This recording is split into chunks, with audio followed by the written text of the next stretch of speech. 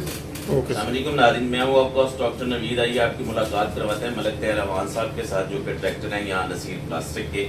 ان سے پہلے ہم نے نصیر احمد صاحب سے انٹرویو کیا ہے چند منٹ پہلے، وہ چیف ایگزیکٹو تھے نصیر پلاسٹک کے، بلکہ آپ کو واضح کرتا جاؤں کہ یہ دونوں ہی پارٹنر ہیں۔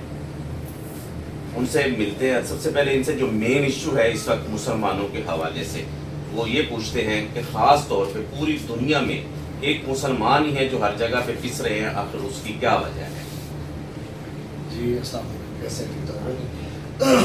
اس کی وجوہات تو سب بہت سی ہیں، لیکن ہے کہ میری نظر میں جو وجوہات، جو مین وجوہات ہیں ان میں کہ ہمارے اعمال پہ بھی بڑا نا دار و مدار ہے کہ ہم لوگوں کے مسلمانوں کے اعمال اب ویسے رہے ہی نہیں، جس کی وجہ سے اب دیکھیں نا ہر طرف ہی ہماری مسلمانوں کی یہ پستی ہے، ہمارا زوال ہے، ہمارے اندر یونٹی نہیں ہے، اتحاد نہیں ہے، ایمانداری نہیں ہے، بے ایمانی کا عنصر آ گیا ہے۔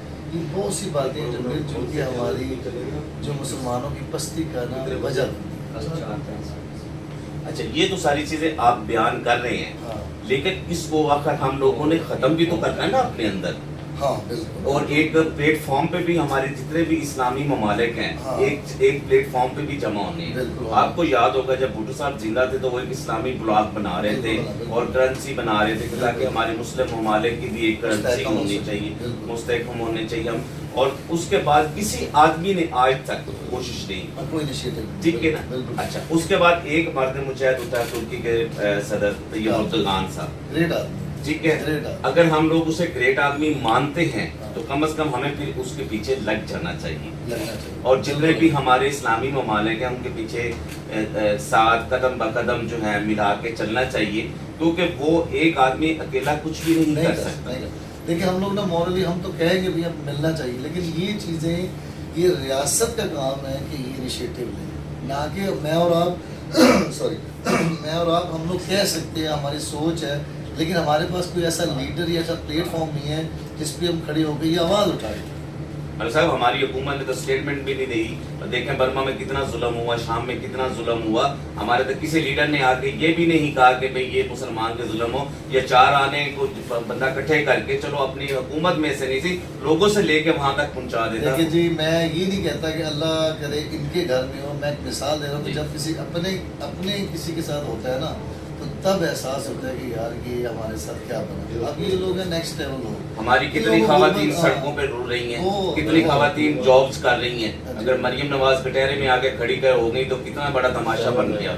نہیں وہ بھی تو ایک خاتون ہی ہے نا، دیکھا جائے تو دیکھیں جی لیول ہونا چاہیے، وہ بھی ہماری بہنیں ہیں جو سڑکوں پہ رو رہی ہیں، وہ بھی ہماری مائیں بہنیں ہیں جو فیکٹریوں میں کام کر رہی ہیں۔ بالکل ہے، لیکن ان کو ان کے لیول کا تو مریم نواز کو تو پتہ ہی نہیں ہوگا، وہ تو سونے کا چمچ لے کے ماشاءاللہ پیدا ہوئی، انہیں کیا مسائل کا پتہ۔ وہ ویسے تو مورلی کہہ دیتی ہیں کہ میں غریبوں کی ساتھی ہوں، فلاں ہوں، لیکن وہ جب یہاں کے ہماروں کے ساتھ وداؤٹ لائٹ 3 گھنٹے گزارے گی تو ویسے ہی مر جائے گی۔ سر نہال ہاشمی کا آپ نے حال دیکھا، ہاں بالکل، وہ ویسے کیا حال کیا نہال ہاشمی کا انہوں نے؟ بالکل میں دیکھ رہا ہوں، نیوز میں بھی سنا ہے، دیکھا بھی سارا۔ اس کے بعد جب وہ کتنا آدمی ان کا جیلا تھا اور وہ کیسے ان کے ساتھ بیہیویئر کی گیا، ایک ماں پورا وہ جیل کاٹ کے آیا، بلکہ چیف جسٹس صاحب نے یہ بھی کہہ دیا کہ اس نے ایکسکیوز کی، معذرت کی، تب جا کے بیچارہ کہ میں آپ کا ایڈوکیٹ کا جو لائسنس ہے وہ واپس نہ لے لوں، آئندہ ایسا نہیں ہو۔ اس کے بعد اس کو ملنے اسلام بھی نہیں کرنے دیا۔ ایسے اگر حکمران ہوں گے تو پھر کیا حالات ہوگا؟ ڈاکٹر صاحب ان کے تو بہت سے ایسے لوگ ہیں جو کبھی ان سے ملے بھی نہیں۔ بہرحال ہے کہ ہم لوگ یہ دعا کرتے ہیں کہ اللہ تعالیٰ آنے والے دنوں میں ہمیں کوئی ایسا اچھا لیڈر ملے، کوئی ڈفرینٹ لیڈر ملے، تاکہ کوئی ہمارے ملک کی تقدیر، ہم لوگوں کا کوئی ہماری کوئی زندگی کو بدلے، کوئی ہمارے ملک کے حالات بدلے جائے، نہ کہ وہ ہم لوگوں سے 50-200 سال پیچھے ہیں۔ ہم 100 سال بھی نہیں، 200 سال پیچھے ہیں۔ سر آپ ابراڈ بھی جاتے ہیں، پتہ چلا ہے جی ٹیکسس کا نظام جو ہے اس وقت پاکستان میں اور ابراڈ میں آپ کس نظر سے دیکھ رہے ہیں؟ اس کا مجھے بہت زیادہ نالج تو نہیں، جتنا میری مطلب تھوڑا سا مجھے نالج ہے اس حساب سے کہوں، یہاں جو ٹیکسس کا نظام نا بیسیکلی امیروں کو امیر تر کر دیتا ہے، مطلب ایک جیسا ایکول نہیں ہے، نہ کہ ہم ایک ٹیکس کا جب دیکھیں نا 100 روپے میں ہم اگر 90 روپیز ٹیکس لگائیں گے تو کوئی نہیں دے گا۔ ہم ٹیکس کی ریشو اس طرح رکھیں کہ میں آپ ایون ایک چھوٹا جو ریٹیلر ہے وہ بھی دے، اس کی پرسنٹیج کم کرے، اور یہ پتہ چل جائے کہ میرا دیا ہوا ٹیکس صحیح جگہ پہ جا رہا ہے تو ہر بندہ دے گا۔ عمران خان صحیح کہتا ہے کہ یار چیریٹی میں یہ ملک دنیا کے 5ویں نمبر پہ ہے اور ٹیکس میں ہم سب سے نیچے ہیں. تو اس کی وجہ ہے کہ ہمیں پتہ ہے میرے ٹیکس کے جو پیسے ہیں وہ رائٹ جگہ پہ لگیں گے نہیں. اب مجھے یہ کنفرم ہو جائے گا کہ میرے ٹیکس کے پیسے صحیح جگہ پہ لگیں گے تو انشاءاللہ میرے جیسے بہت سے لوگ جو اگر 50% دیتے ہیں وہ 95% ٹیکس دیتے ہیں. سر ادر کنٹریز والے آؤٹ پٹ اور ان پٹ دونوں دکھاتے ہیں, ٹھیک ہے, اور لوگوں کو پتہ چلتا ہے اور لوگ اس سے اگلے دفعہ جو ہے نا بڑھ چڑھ کر دیکھتے ہیں. 47 میں پاکستان ہندوستان ایک ہی دن آزاد ہوا, پاکستان انڈیا بنا, تو وہاں کے ٹیکسز کے نظام دیکھتے ہیں اور یہاں کے دیکھ لیں. وہاں کی فلم انڈسٹری اربوں خربوں روپے ٹیکس پے کرتی ہے, تو ان کی معاشیت دیکھیں وہ کتنی ہے اور پاکستان کی کیا حالت ہوئی پڑی ہے. ان کے کرنسی ریٹ دیکھ لیں اور پاکستان کے کرنسی ریٹ دیکھ لیں, آسمان زمین کا فرق جا رہا ہے. ایک ہی دن میں ہم لوگ آزاد ہوئے ہیں نا. بالکل صحیح, کوئی شک ہی نہیں. یہ وہ ہم سے بہت آگے چلیں گے, یہ تو بس ایسے ہی ہم لوگ تسلی دیتے ہیں اپنے آپ کو کہ ہم لوگ فلاں ہیں ایسے. ایجوکیشن وائز وہ بہت آگے ہیں, ہیلتھ وائز بہت آگے ہیں. ہمارے ہاں لیور ٹرانسپلانٹ, کڈنی ٹرانسپلانٹ, یہاں پہ کوئی سہولت نہیں ہے.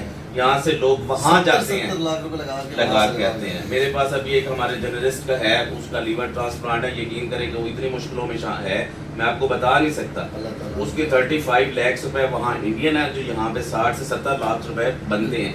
اور ایک غریب آدمی کے لیے اکٹھے کرنا اور لیور ٹرانسپلانٹ کرانا کتنا مشکل ہے. مشکل نہیں ہے, ٹھیک ہے, ناممکن ہے. اگر وہ یہی پاکستان میں یہ سہولیات ہمیں پرووائڈ کرے تو یہ تو خان صاحب کا شکر ادا کرتے ہیں کہ جنہوں نے 1-2 کینسر ہاسپٹل بنا دیے. تو کچھ لوگوں کو نہیں تھا, یہ علاج کروانا بھی مشکل ہو جاتا.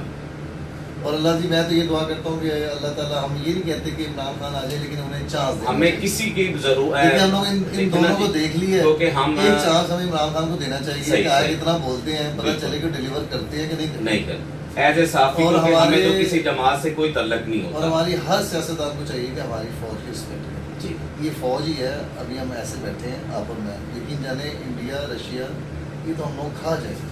یہ ہماری فوج ہے تو ہم یہاں ہیں. 2 ہی مین ادارے, ہماری عدلیہ اور ہماری فوج. اگر ہم اس کو ہی برا بھلا کہنا شروع کر دیں تو پھر اس کے بعد کچھ رہ نہیں. بس پھر وہی ہمارا یہی رہ جائے گا کہ پھر ہم لوگ یا انڈیا کے اندر شامل ہو جائیں گے یا ہمیں رشیا پکڑ لیں گے. لاسٹ میں ملک صاحب آنے والی حکومت کو کیا پیغام دیں گے میں سر؟ اگر آپ کو جیسے کہہ رہے ہیں کہ ایک چانس خان صاحب کو بھی دینا چاہیے. سپوز کریں خان صاحب آتے ہیں, انہوں نے اپنا 100 دن کا پروگرام بھی رکھا ہے, وہ بھی آپ کو پتہ ہے کہ آیا اس میں اللہ پاک ان کو کامیاب کرے جیسے انہوں نے رکھا ہے. میں خان صاحب سے ایک ہی ریکویسٹ کرتا ہوں, خان صاحب بڑے گریٹ آدمی ہیں, صرف ایک انصاف.